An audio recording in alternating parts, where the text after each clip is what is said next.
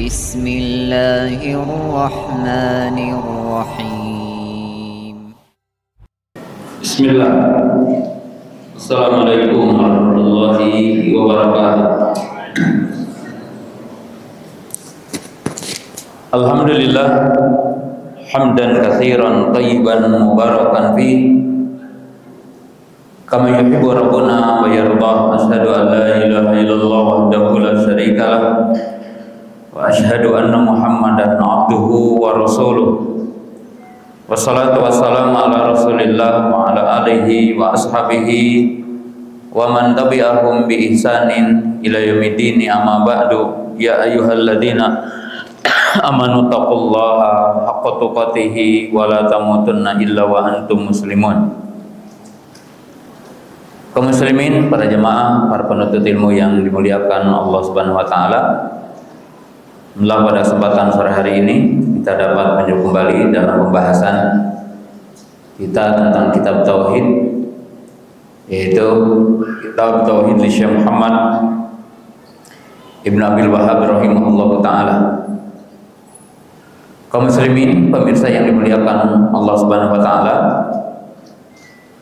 kita masih dalam pembahasan tentang bab fadli tauhid, bab tentang keutamaan tauhid, dan kita membahas ayat yang dibawakan oleh mu'allif rahimahullah ta'ala, yaitu alladzina amanu wa lam yalbisu imanahum bidzulmin ulaika lahumul amnu wa hum muhtadun. Orang-orang yang beriman, yang dimaksud di sini amanu billah wa wahadullah ta'ala. Itu orang yang beriman kepada Allah, lalu mereka mentauhidkan Allah. Walam yalbisu imanahum bidzulmin, dan mereka tidak mencampur aduk atau tidak menodai, tidak mencacati imannya dengan kezaliman. Maka bagi mereka keamanan, kedamaian, dan bagi mereka adalah petunjuk.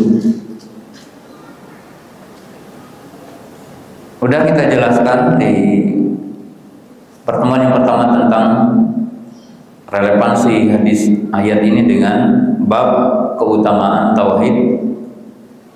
Kemudian penafsiran dari ayat yang kita bacakan dari penjelasan para ulama. Tapi kita akan menekankan pada poin yang terakhir dari ayat ini, yaitu makna zalim yang terdapat pada surah Al-An'am tersebut. Itu surah yang ke-6 pada ayat yang ke-82. Walam yalbisu imanahum bidzulmin. Apa yang dimaksud dengan zalim dalam ayat ini? Karena zalim di dalam ayat ini dengan siap nakirah, yaitu dengan isim nakirah.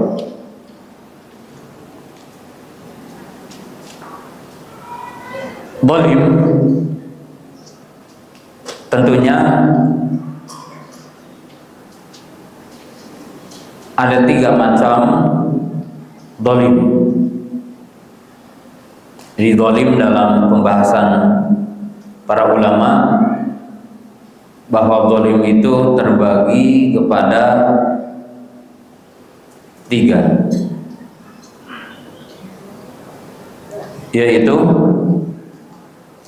adlamu dzulmi wa huwa syirku wal kufru.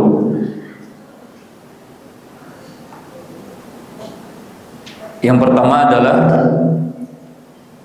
dzulmul insan nafsahu.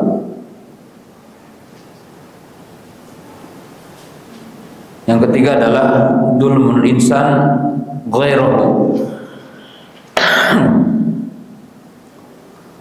Bahwa zalim itu terbagi kepada tiga. Yang pertama adalah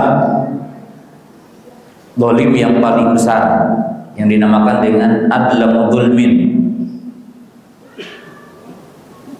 Zalim yang paling besar adalah asyirku. Asyirku fi haqqillah, syirik dalam hak Allah. Syawa'un kana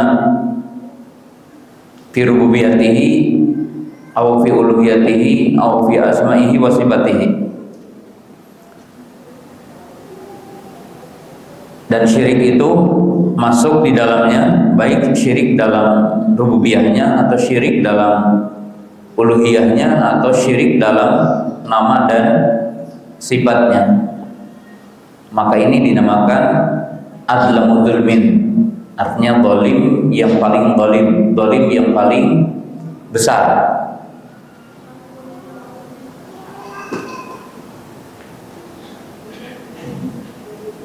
Kemudian juga zalim yang paling besar masuk di dalamnya adalah al-kafir, al-kufru, al-kufru, yaitu kufur.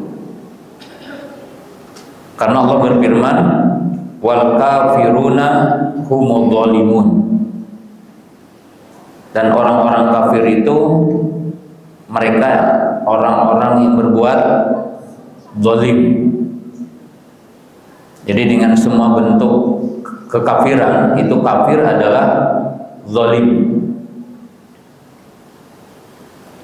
Tapi ada zalim yang kedua, yaitu dzulmun duna zulmin. Artinya adalah zalim yang bukan syirik, zalim yang bukan kufur, atau dalam makna lain zalim yang pelakunya tidak keluar dari Islam, zalim yang pelakunya tidak kekal di neraka, maka dinamakan dzulmun duna zulmin. Artinya zalim yang bukan dimaksud dengan zalim yang artinya syirik, yang itu mukhrij an millati dinil Islam, sahibuhu muhalladun finnar. Zalim yang bukan pelakunya syirik, yang dia keluar dari Islam, atau zalim yang tidak dihukumi dengan kafir, tidak dihukumi dengan kufur, zalim yang pelakunya juga tidak kekal di neraka. Kekal di neraka. Maka itu dinamakan adlamu dzulmin.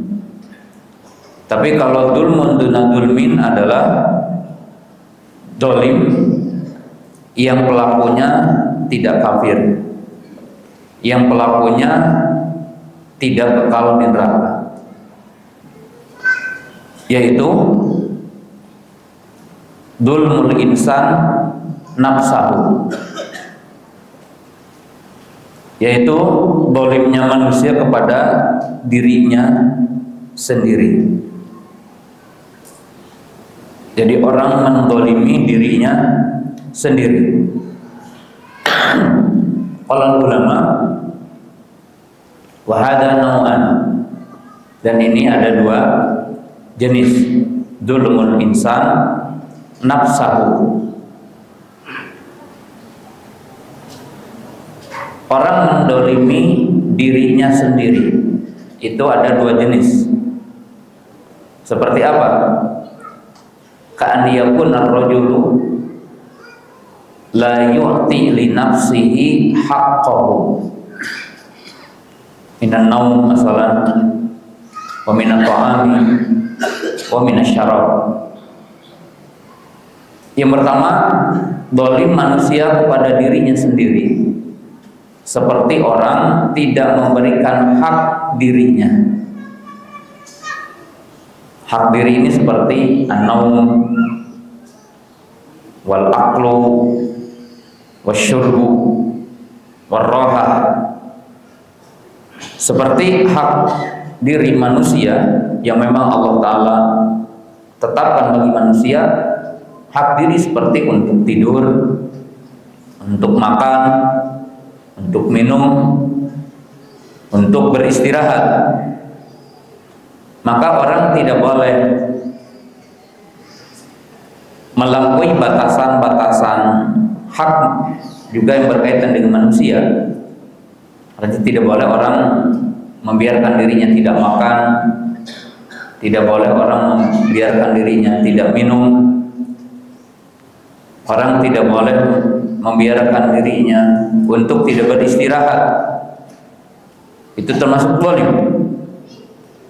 Bahkan kalaupun orang ingin melaksanakan ibadah kepada Allah, kas-saumi was-salati wa ila ghairi dzalika minal ibadah, fala yajuzu lahu an yadli ma nafsahu bi an la yu'tiya li nafsihi haqqahu. Bahkan seandainya orang ibadah kepada Allah, maka orang tidak boleh dengan alasan ibadah kepada Allah mengharamkan hak dirinya, tidak memberikan kepada dirinya haknya. Seperti umpamanya dengan alasan ibadah tidak tidur, dengan alasan dia ibadah tidak pernah lupa, dengan alasan ibadah dia tidak beristirahat, maka itu dilarang dalam Islam, karena diri manusia telah diberikan hak oleh Allah Subhanahu wa ta'ala. Sedangkan yang kedua, yang dimaksud manusia menzalimi dirinya,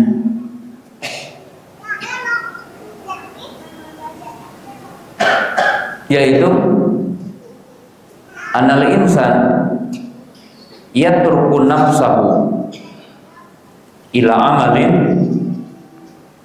aw ila syai'in ma yatarattabu bidzalika husulul uqubatillah bitarkil wajibat wa bintihaki al-manhiyat.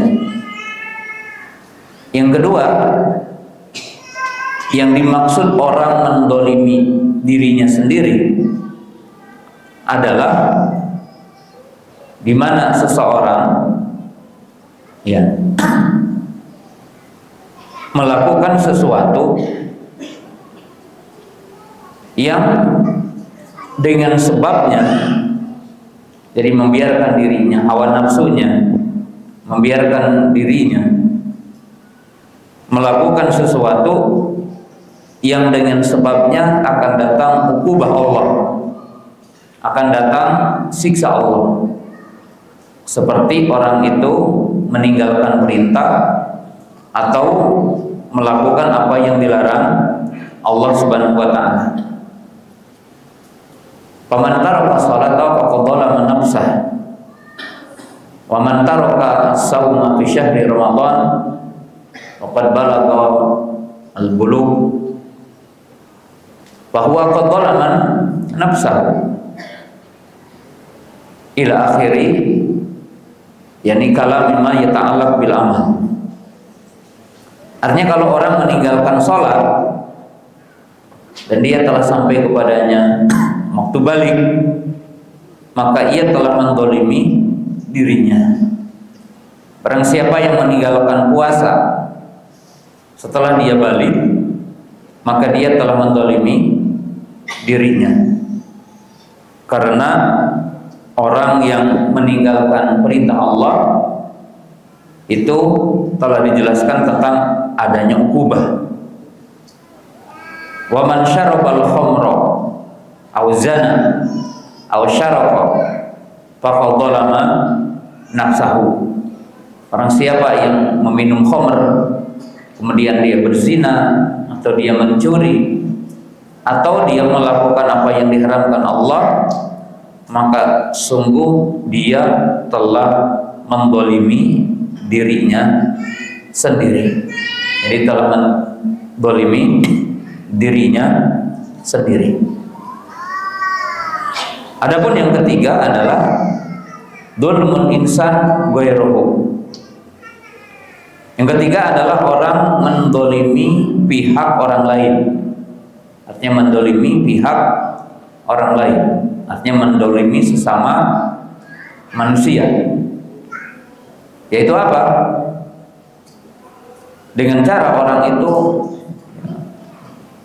melanggar jinayat, yaitu yang berkaitan dengan muharramat yang diharamkan fi huquqil insan, yang diharamkan dalam hak-hak kemanusiaan, atau kita mungkin mengenalnya sekarang yang dinamakan dengan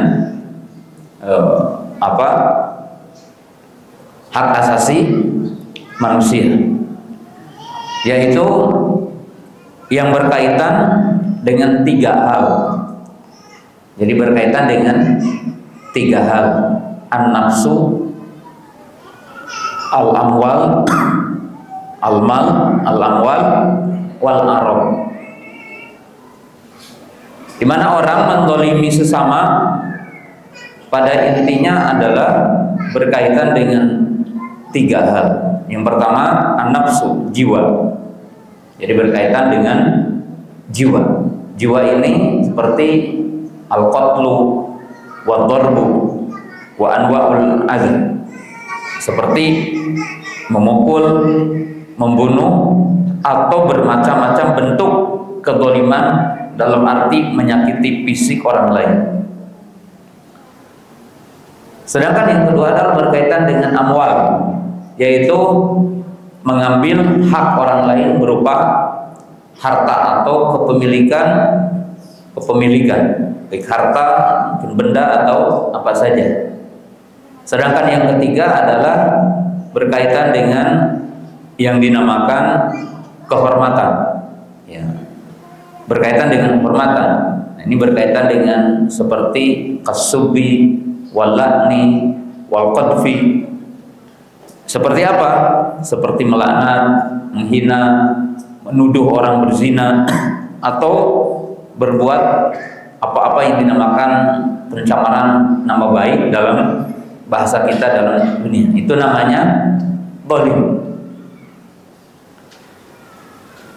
Dan zalim ini berbeda-beda hukumnya. Man mata ala dzulmin wa huwa syirk la yaghfiruhullah bahwa mukhalladun finnar. Barang siapa yang masuk kepada zalim yang pertama, artinya barang siapa yang mati dalam zalim yang pertama, yaitu syirik atau kufur, maka Allah tidak akan mengampuninya. Jadi Allah tidak akan mengampuninya, ya.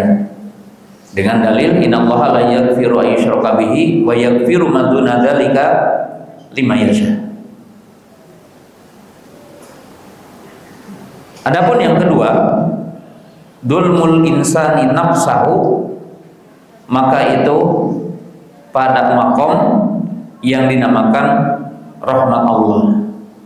Fa innallaha ta'ala yaghfiru liman yasha.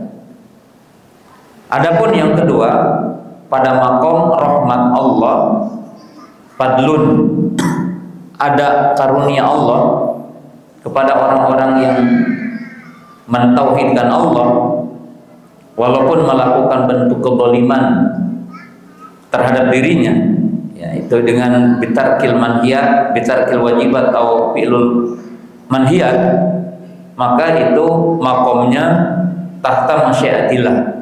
Artinya berada di bawah masya Allah. Allah bisa mengampuni, Allah terkadang tidak mengampuninya. tidak mengampuninya.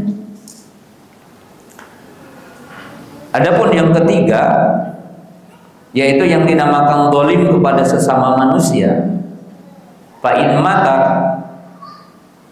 apabila seorang itu mati dan dia belum mendapatkan pengampunan, pemaafan dari pelaku atau dari yang dizaliminya, maka yang harus kita tahu bahwa kezaliman manusia kepada manusia, jika tidak ditegakkan hukumannya di dunia dan jika tidak ada pemaafan di dunia, maka itu berkaitan dengan iqamatul hudud fi yaumi arasatil qiyamah. Jadi perlu diperhatikan bahwa zalim yang kaitannya adalah dengan hak adami, maka kezaliman ini akan ditegakkan hukumnya yaumal qiyamah, ketika tidak ditegakkan di dunia. Ya, dari contohnya tadi yang membunuh kemudian tidak ditegakkan qisas, yang mencuri tidak ditegakkan potong tangan, ya, yang melakukan kezaliman tidak dilakukan penegakan hukum di dunia. Atau orang yang melakukan kezaliman dan dia tidak meminta maaf dan tidak mendapatkan maaf di dunia, maka akan ditegakkan qisas nanti yaumal qiyamah, ya, sebagaimana disebutkan di dalam ayat-ayat Quran dan hadis-hadis Nabi Sallallahu Alaihi Wasallam. Ya, di antaranya kita lihat dua hadis bahwa Nabi SAW mengatakan, atadruna manil muflis, tahukah kalian siapa orang yang bangkrut? Faqala qail minas sahabah, man la dinara lahu wala dirhama. Maka salah seorang sahabat berkata, yang dinamakan orang bangkrut adalah orang yang tidak punya uang dinar, tidak punya uang perak, ya. Maka dikatakan, kata Nabi SAW, bukan itu yang dimaksud, tapi yang dimaksud dengan orang yang bangkrut, menja'a yani fi yaumil qiyamah ila arasil qiyamah bi salatihi wa saumihi wa zakatihi wa hajihi wa ila akhiri min amalihi, yaitu orang-orang yang datang di arasil qiyamah dengan salatnya, dengan puasanya, dengan zakatnya, dengan hajinya, dengan umrohnya, dengan birrul walidainnya, dengan sedekahnya, lakin qad syatama hada wa daraba hada wa akhadha mala hada wa hada. Tapi sayang, dia telah melakukan bentuk-bentuk kezaliman kepada sesama manusia, memukul, mencaci, mencela, menuduh, membunuh, mengambil harta orang. Maka disebutkan di situ orang-orang yang terzalimi di dunia itu mengambil amal-amal kebaikan dia.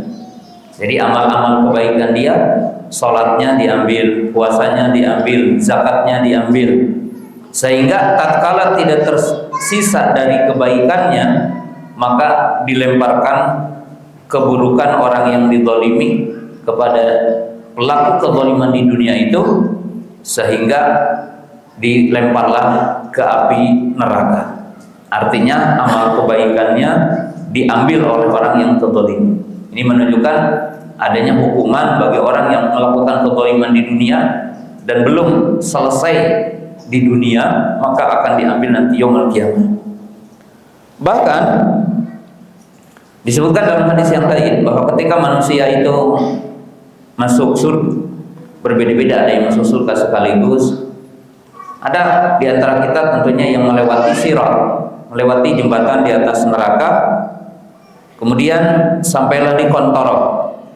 Qontoroh menurut sebagian para ulama adalah akhir jisr, akhir dari jembatan yang berada di atas neraka. sebagian para ulama mengatakan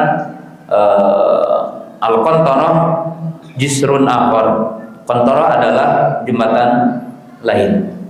Maka di situ dilakukanlah kisos.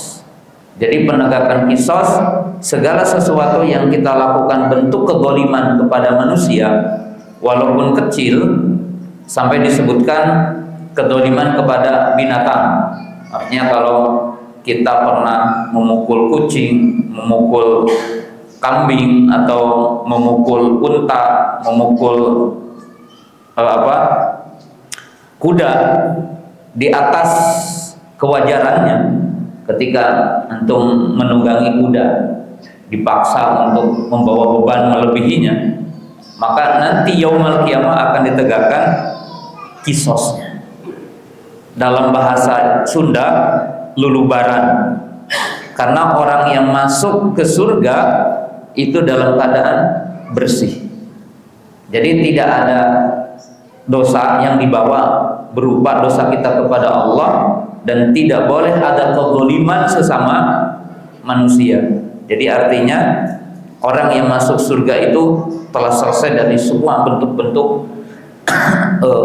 masalah, tidak ada dosa dan juga tidak ada kezaliman dengan sesama manusia. Ya, itu karena tidak ada gil, tidak ada dendam, tidak ada kebencian lagi nanti yaumul kiamah. Maksud yaumul kiamah ketika sudah masuk ke surga. Nah, ini yang berkaitan dengan zalim yang dimaksud di dalam ayat ini. Nah, kemudian kita pahami di sini zalim yang dimaksud dengan ayat ini.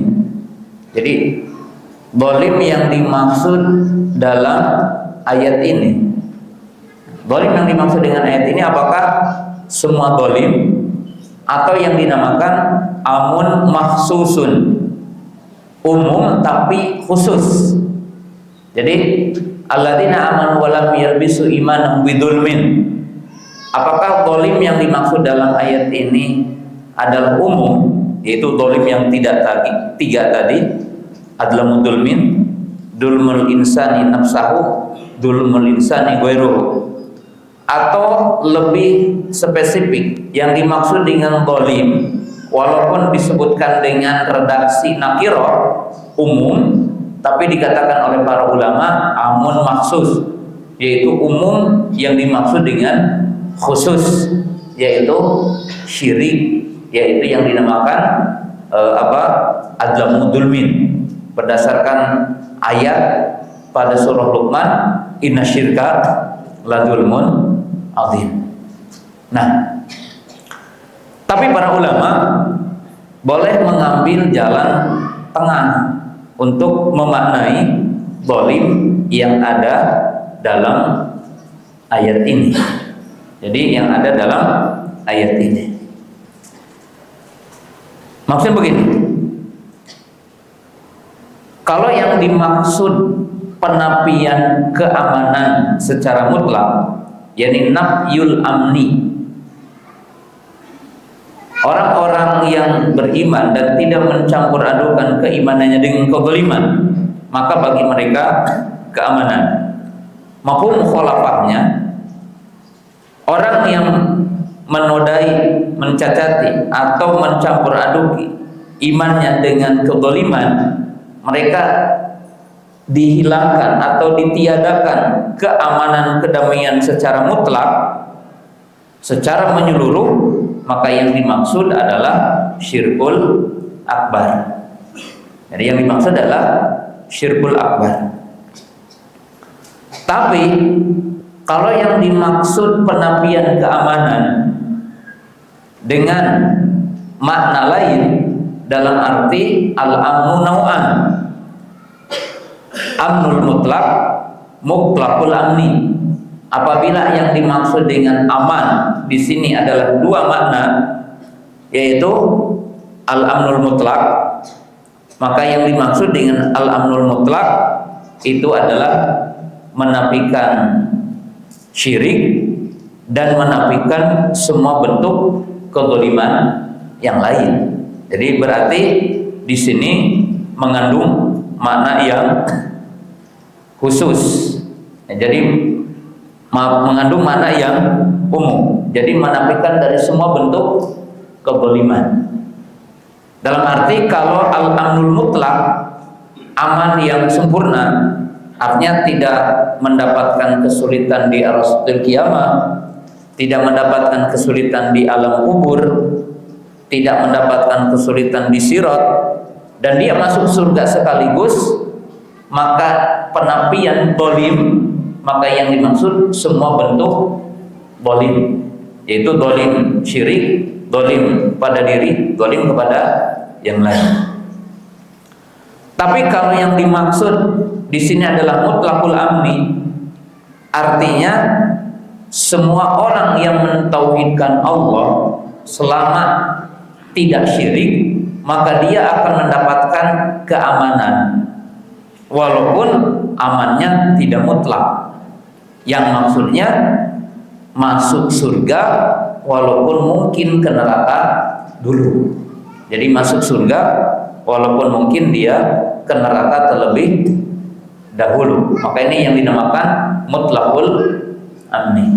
Di mana salah satu keutamaan tauhid dan keutamaan tidak menyekutukan Allah, artinya mentauhidkan dan tidak menyekutukan Allah, maka keutamaan itu dijamin masuk surganya. Tapi penjaminan masuk surga tidak berarti tidak masuk neraka.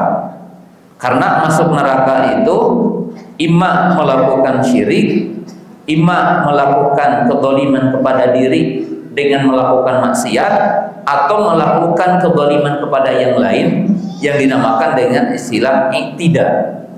Orang bisa masuk neraka karena membunuh, orang bisa masuk neraka karena tidak sholat, orang bisa masuk neraka karena khomer, orang bisa masuk neraka karena riba. Maka menunjukkan pelaku riba, pelaku zina, pelaku peminum khomer diancam neraka. Tapi kalau dia bertauhid, maka tidak akan kekal di nerakanya. Itu yang dimaksud dengan kalimat alladzina amanu wa lam yalbisu imanahum bidzulmin ulaika lahumul amnu wa hum muhtadun. Maka dibahas oleh para ulama, tamamul amni bihasbi tamamil imani. Jadi kesempurnaan kedamaian, keamanan itu ditinjau dari sisi keutamaan imannya.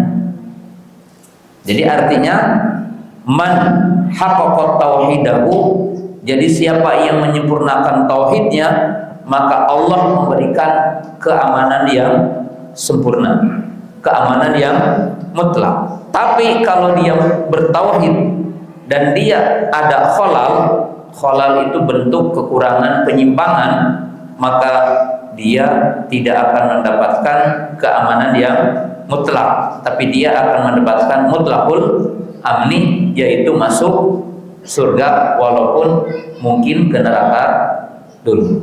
Itu makna yang wajib kita paham dari makna ayat ini. Kemudian kita masuk sekarang ke hadis yang dibawakan oleh muallif rahimahullah ta'ala.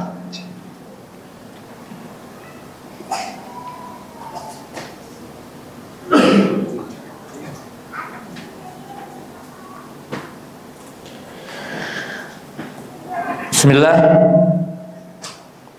Qala al-mu'allifu rahimahullahu ta'ala an Ubadata ibnu Samit radhiyallahu ta'ala anhu.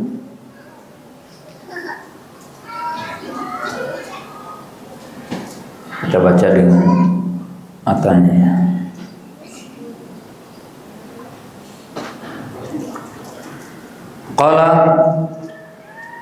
Qala Rasulullah sallallahu alaihi wasallam, man syahida alla ilaha illallah wahdahu la syarika lahu wa anna muhammadan abduhu wa rasuluhu wa anna Isa Abdullahi wa rasuluhu wa kalimatuhu alqaha ila Maryam wa ruhum minhu wal jannata haqqun wan nara haqqun adkhalahu Allahu al jannata ala ma kana minal amal. Akhrajahu Muslim, akhrajahu Imam Bukhari. Wa jaa fi riwayah, ini min riwayat Muslim, man qala la ilaha illallah. Hadal hadis hadisun azim. Hadis ini adalah merupakan hadis yang agung, di mana Imam An-Nawawi rahimahullah ta'ala telah mengadakan kalimat dalam syarah Sahih Muslim, beliau mengatakan hada hadisun adimul mauqi'i wa huwa ajma'u aw man ajma'al ahadis aw min ajma'il ahadisi al-mustamilati alal aqaidi wa innahu sallallahu alaihi wasallam fihi may yakhruju an jami milalil kufri ala ikhtilafi aqaidihim wa tabaudiha. Hadis ini dikatakan hadis yang paling agung, yang mencakup dalam hadis itu pokok-pokok akidah, pokok-pokok akidah, di mana dalam hadis ini mencakup 3 pokok. Jadi 3 pokok yang merupakan isi dari Al-Quran. Jadi merupakan isi dari Al-Quran. Jadi pokok usul din, yaitu yang pertama babul iman, yang di situ berkaitan tentang ma'rifatullah. Jadi babul iman berkaitan dengan ma'rifatullah. Yang kedua adalah babur risalah, yakni al-imanu birusul wa bil kutub wa bir risalah. Di mana poin yang keduanya yang merupakan pokok agama adalah tentang masalah kerasulan. Dan ini tentunya bagian dari iman, yaitu iman kepada kitab, iman kepada Rasul, dan tentunya itu adalah bagian dari syariat. Sedangkan yang ketiga adalah babul mi'ad, bab yang berkaitan dengan al-mi'ad, yaitu isbat yaumil qiyamah, isbatul jannati wan nar, yaitu berkaitan dengan hari kembali, berkaitan dengan al-jaza, berkaitan dengan hari pembalasan, berkaitan dengan hari kiamat. Dan disebutkan poin penting di dalamnya adalah al-iman bil jannati wan nar, iman pada surga dan neraka.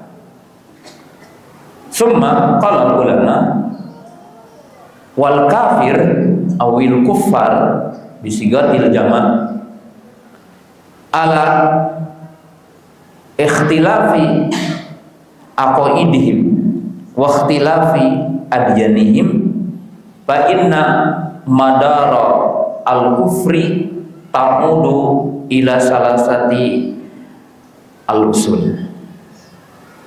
Para ulama mengatakan orang kafir dengan perbedaan akidah mereka, perbedaan tentang agama mereka, maka penyelisihan mereka kepada agama Allah intinya kembali kepada 3 perkara.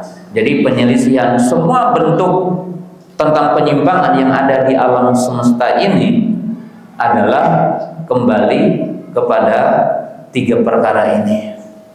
Ya, dan itu antum bisa untuk mencermati. Yang pertama,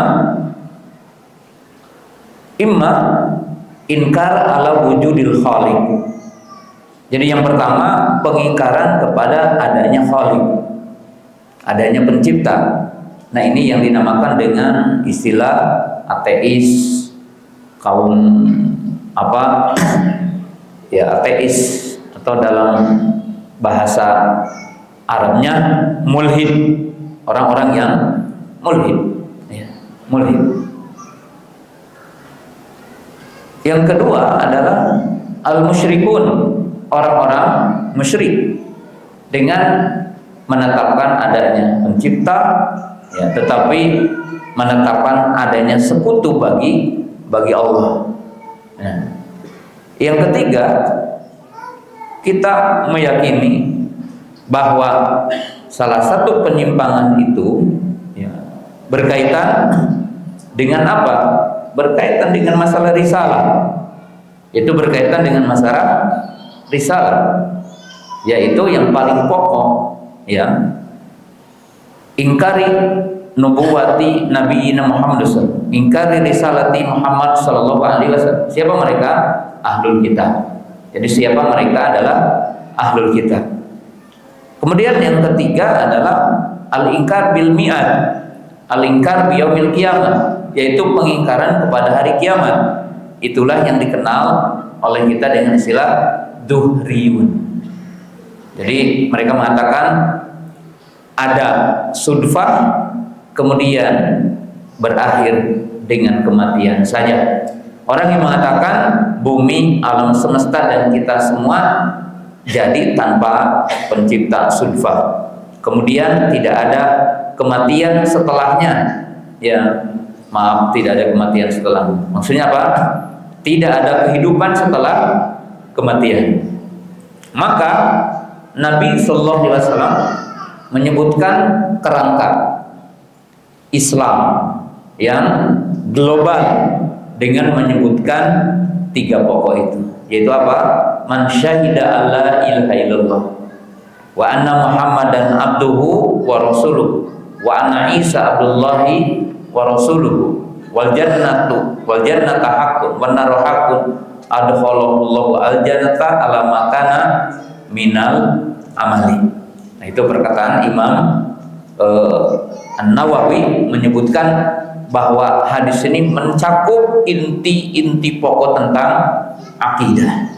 Inti-inti pokok tentang akidah. Karena semua bentuk penyimpangan, bentuk kekufuran beredar dalam penyimpangan kufur terhadap tiga prinsip yang tadi disebutkan. Kemudian selanjutnya Ubadah bin Samit radhiyallahu taala anhu, sahabiyun jalilun ansari al-Khadrazi. Jadi beliau itu adalah dari kaum Ansor, ya, sahabat Ansor, dan beliau ya sahabat yang mengikuti Bai'atul Aqabatul Ula, Bai'atul Aqabatul Tsaniyah. Beliau sahabat yang mengikuti perang Badar dan peperangan setelahnya. Jadi sahabat kalau udah disebutkan mengikuti perang Badar berarti memiliki keutamaan khusus ya. Karena dipastikan ya dalam kaidah tentang sahabat bahwa dikatakan Allah telah itila. Itila itu artinya Allah telah melihat dan Allah telah mengetahui bahwa semua orang yang mengikuti perang Badar itu disaksikan imannya. Bahkan ketika Khatib bin Abi Balta'ah radhiyallahu taala anhu ada satu kesalahan yang disebutkan di dalam kisah, bahwasanya beliau membocorkan rahasia perang ke-8 Hijrah, yaitu perang apa? Futuh Mekah. Dan beliau mengirim surat untuk saudaranya di Mekah yang dibawa oleh seorang perempuan, kemudian dikejar oleh Ali radhiyallahu taala anhu. Ya, dalam satu riwayat dikatakan disimpan di bagian dalam kainnya. Ada yang mengatakan disimpan di sanggulnya. Ya. Kemudian Khalid bin Walid berkata, "Ya Rasulullah, idzan li an adriba unuq hadzal munafiq." Oh, ya fi riwayat Umar. Qala Umar, "Ya Rasulullah, idzan li an adriba unuq hadzal munafiq." Wahai Nabi, izinkan aku untuk menebas batang lehernya ini munafik.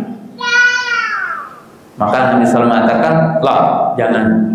Sungguhnya Allah telah tahu tentang hatinya, imannya, dan Allah telah mengampuninya." Jadi telah mengampuninya. Jadi dipastikan ahlu Badar, orang yang mengikuti perang Badar, mata alal Islam, mata alal iman. Allah tahu, Allah Subhanahu wa taala tahu bahwa mereka akan mati semuanya dalam iman. Artinya akan wafat dalam keadaan iman. Dan Ubadah ibnu Samit itu termasuk sahabat yang berada akhir hidupnya di kota Palestina. Ini Ubadah ibnu Samit radhiyallahu taala anhu. Qala man syahida alla ilaha illallah wahdahu la syarikalah. Nah, di sini kan ada 3 judul besar. Pertama tentang syahadat. Asy-syahadah min ba'di al-makna, nanti min ba'di makna asy-syahadah. Ma huwa syahadah? Asy-syahadah huwa al-i'lan an ilmin. Jadi al-i'lan an ilmin. Asy-syahadah makna yang paling sederhana, al-i'lam ma'a ilmin. Syahadah adalah dalam bahasa kita proklamir dengan dasar ilmu. Jadi proklamir dengan dasar ilmu.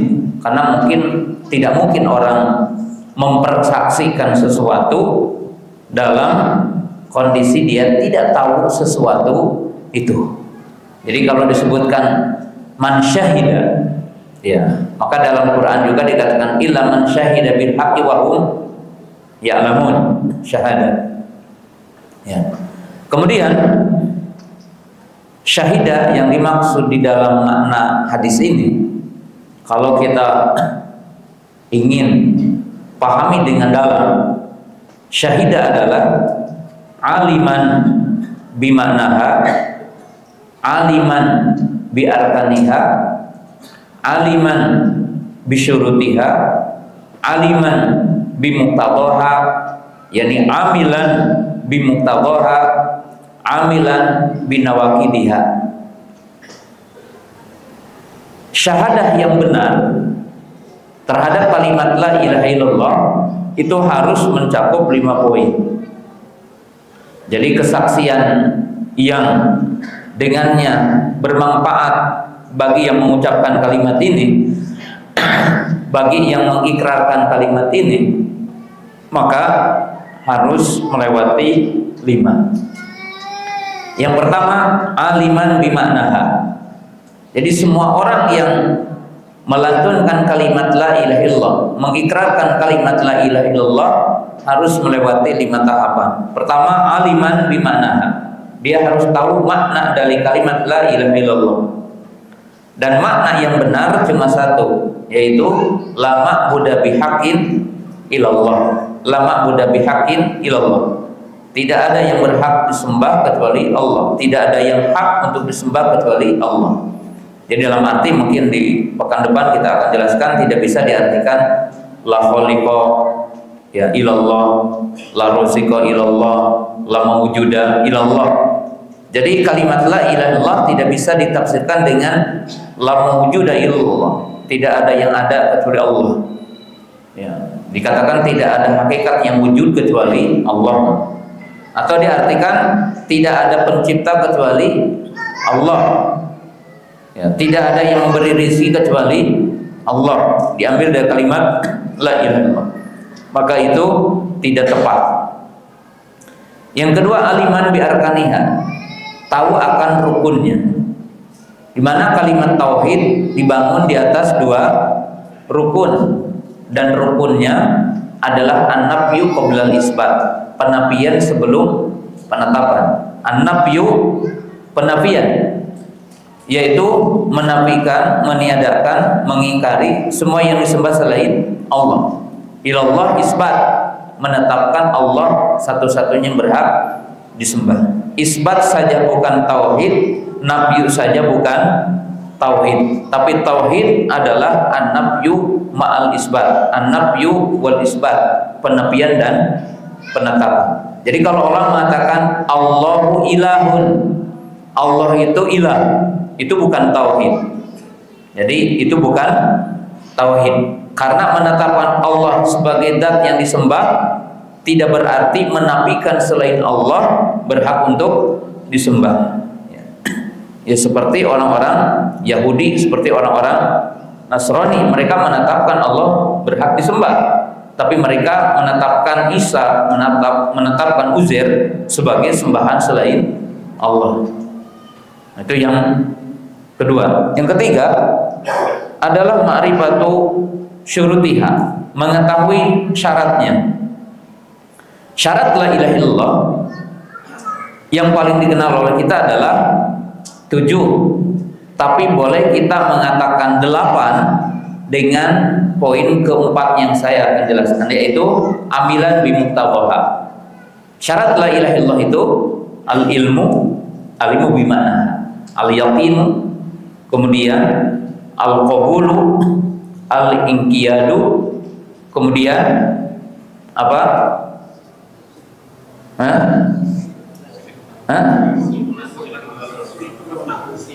As-sidqu wal mahabbatu wal ikhlas. Nanti ada poin yang ke-8 atau masuknya ke poin berikutnya, yaitu al-kufru wal ingkar wal baro'ah. Ya, itu adalah poin yang ke-8. Tapi yang ma'ruf kita kenalnya berapa? 7. Ilmu dengan maknanya fa'lam annahu la ilaha illallah, al-yaqin, ya, mustaiqinan fi qalbihi, kemudian al-qabul, al-inqiyad, al-ikhlas, al-mahabbatu, kemudian as-sidqu. 7. Nah, ini dibahas nanti. Kemudian yang keempat, an yakuna amilan bimuqtadhaha. Tauhid atau kalimat la ilaha illallah itu bermanfaat bagi yang mengucapkannya apabila amilan bimuqtadhaha, yaitu mengamalkan dari tuntutan kalimat la ilaha illallah. Tuntutan kalimat la ilaha illallah kita bagi 2. Tuntutan yang memiliki makna al-wala wal bara. Jadi tuntutan kalimat la ilaha itu pertama adalah adanya wala dan bara. Wala artinya loyalitas berupa mahabbah kepada Allah, mahabbah kepada syariat Allah, mahabbah kepada orang yang mengucapkan kalimat la ilaha illallah, mahabbah kepada orang mukmin. Maka ini dinamakan dengan wala, loyalitas, menolong agama Allah, menolong para nabi-nabi Allah, menolong orang-orang soleh, menolong para ulama. Ini adalah tuntutan. Baro'ah wal kufru, yaitu kufur kepada setiap yang disembah selain Allah, berpaling dari setiap yang disembah selain Allah. Maka ini makna dari muqtadha, tuntutan. Karena dalam ayat yaitu surah Al-Baqarah apa ayatnya? Wa yakfur bit taghut paman, apa ayatnya? Wa man yu'min billahi,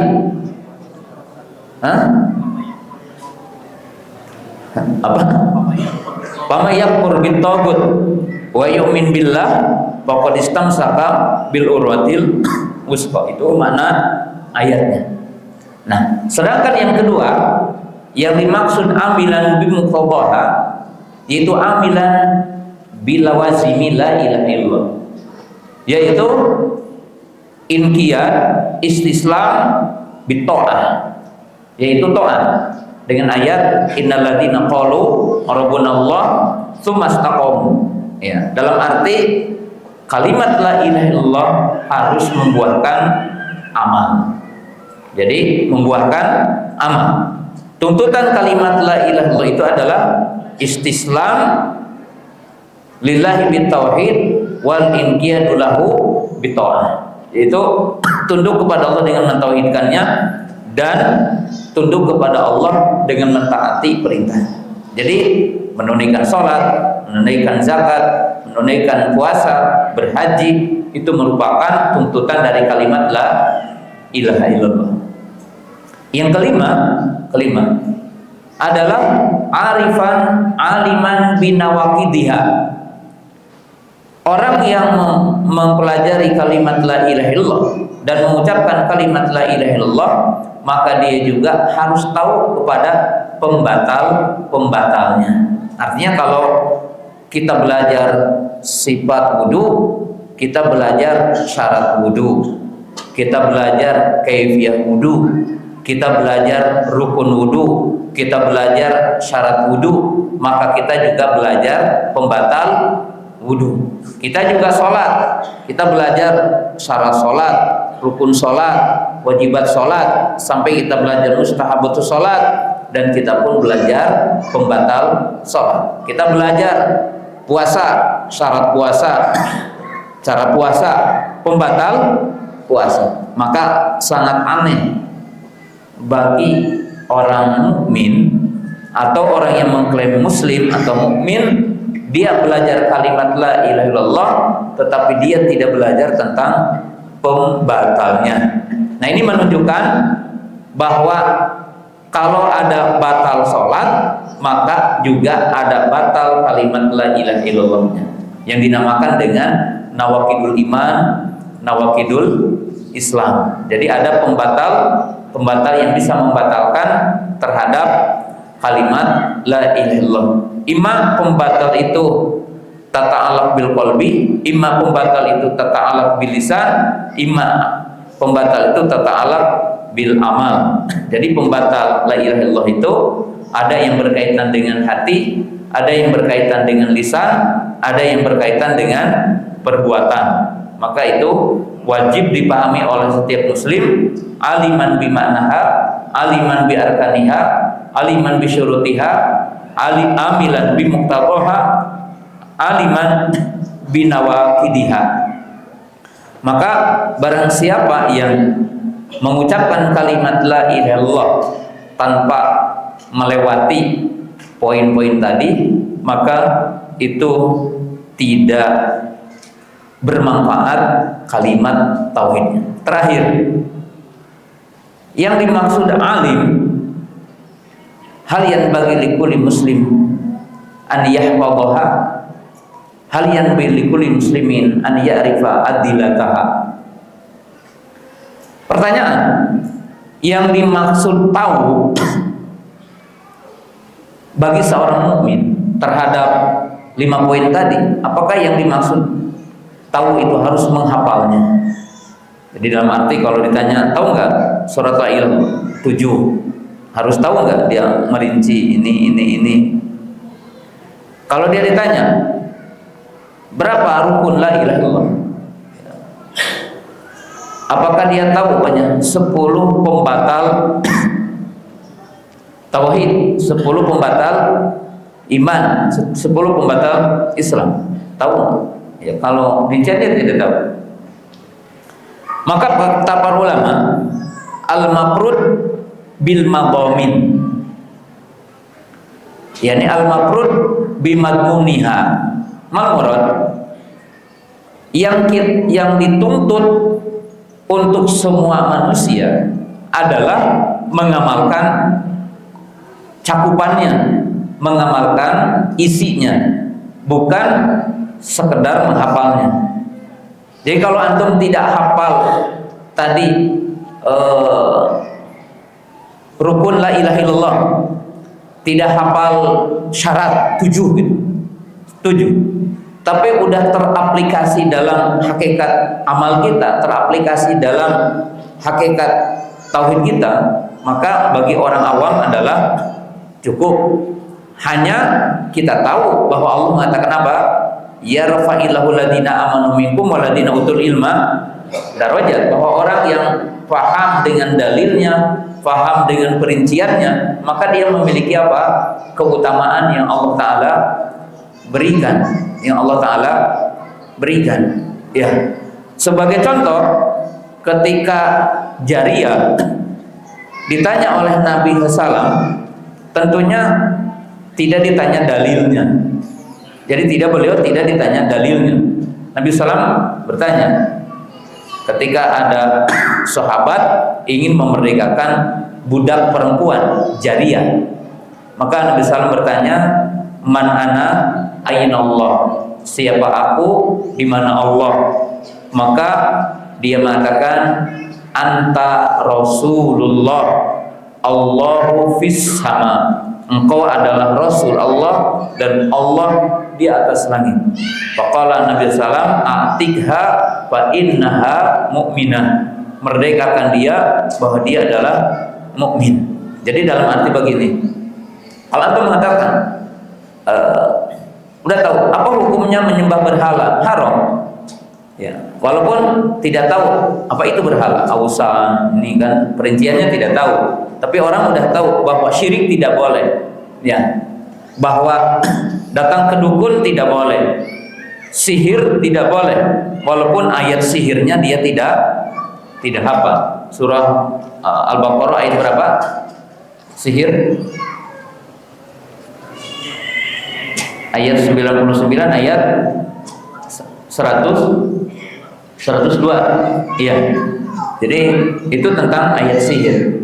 Dia tahu bahwa sihir adalah haram.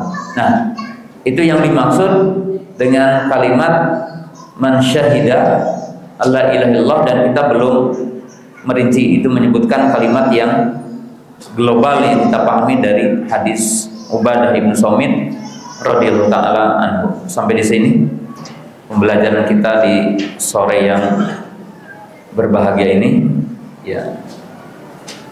Subhanakallahumma bihamdika asyhadu an la ilaha illa anta astaghfiruka wa atubu ilaik. Assalamualaikum warahmatullahi wabarakatuh.